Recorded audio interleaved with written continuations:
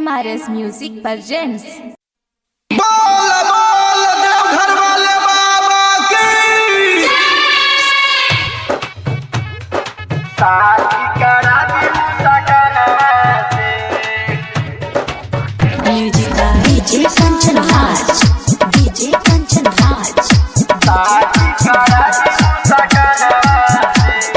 नीम Chowk Chausima Vaishali. MRS music studio Amarpur. करब पूजाई गज भंगवा से, शादी करा दी मुसकना से। शादी करा दी मुसकना से। करब पूजाई गज भंगवा से, शादी करा दी मुसकना से। जन्म से ज्यादा प्यार करी हम, डर लगे दुनिया जहनवा से।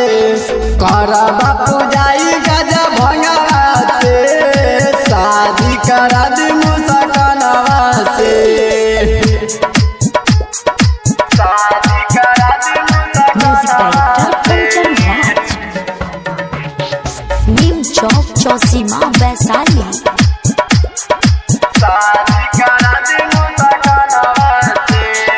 पहिला सोमवारी के जलवा चढ़ाइब, आगे साल ओकर के संग हिले आइब। पहिला सोमवारी के जलवा चढ़ाइब, आगे साल ओकर के संग हिले आइब। दूल्हा बना दिए लगनिया में, शादी करा दी मुसकना से। शादी करा दी मुसकना से। करब पूजाई गज भंगवा से, शादी करा दी मुसकना से। शादी करा दी DJ Kanchan Raj, DJ Kanchan music by Krishna Raj. Neem Chowk Chausima Vaishali.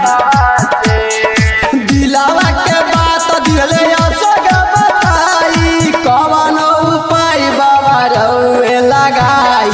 दिलावा के बात दिले सीतार बताई, कवन उपाय बाबा रउए लगाई। लिखले बा पंकज भजनिया के, शादी करा दी मुसकनिया से। शादी करा दी मुसकनिया से।